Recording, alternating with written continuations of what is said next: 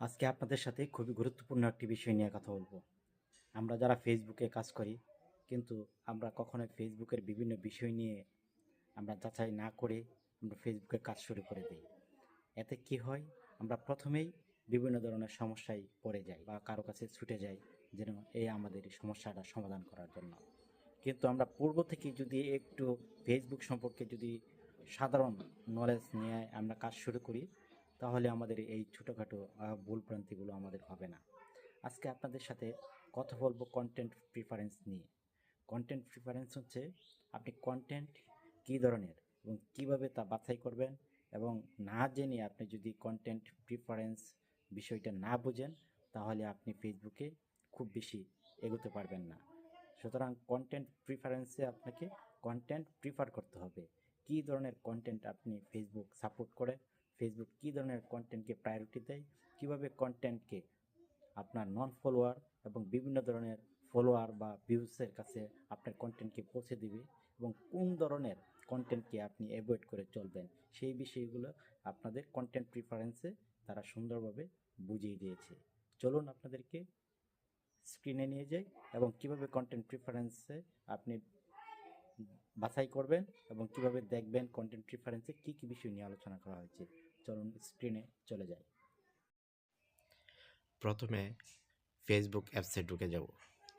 Facebook অ্যাপসে গিয়ে আমরা এখানে যে সেটিংস অপশন আছে, সেটিংস অ্যান্ড প্রাইভেসিতে ক্লিক করে দেব। তারপর উপরে দেখবেন সেটিংস, এখানে একটি ক্লিক করে দেওয়ার পরে আমাদের সামনে এমন একটি ইন্টারফেস চলে আসবে। এখানে আমাদের 3টি বিষয় স্টেপ বাই স্টেপ দেওয়া আছে। আমরা একটু নিচের দিকে চলে যাব।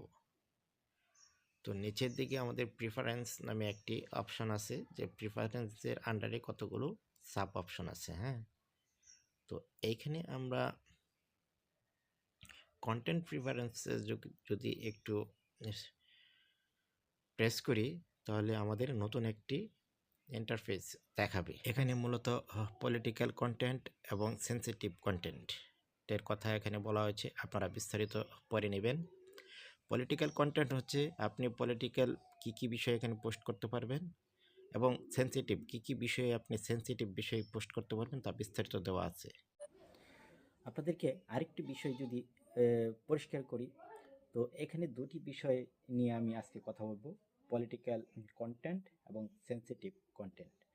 পলিটিক্যাল কন্টেন্ট নাম শুনে আপনারা বুঝতে পারবেন, এখানে পলিটিক্যাল অর্থাৎ রাজনৈতিক বিষয় নিয়ে যে কন্টেন্টগুলো আমরা পোস্ট করে থাকি, সেই পোস্টগুলো কী ধরনের হতে পারে এবং এই কন্টেন্টগুলো কীভাবে আমরা তৈরি করলে আমরা বেশি ভিউজ পাবো, তো সেই বিষয়গুলো এখানে বিস্তারিত দেওয়া আছে।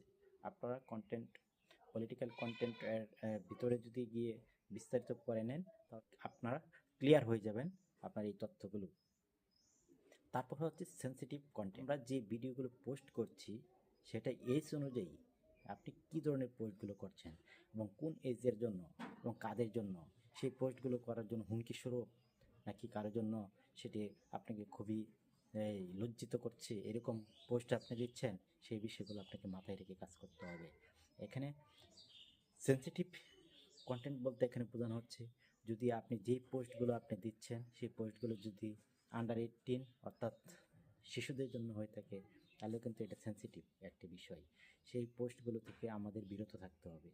আরও বিস্তারিত তথ্য আপনি এর ভিতরে গিয়ে সেন্সিটিভ কন্টেন্টের ভিতরে যদি প্রবেশ করে বিস্তারিত পড়ে নেন, আশা করি আপনাদের কোনো ধরনের সমস্যা হবে না। আপনারা সেন্সিটিভ কন্টেন্ট এবং পলিটিক্যাল কন্টেন্ট, এই দুটি বিষয় ফেসবুক সবচেয়ে বেশি গুরুত্ব দিয়েছে। সুতরাং আমরা যদি এই দুটি বিষয় ক্লিয়ারভাবে বুঝে তারপর পোস্ট করি, আমাদের ফেসবুকে আমরা আরও শক্তিশালী অবস্থান তৈরি করে নিতে পারবো।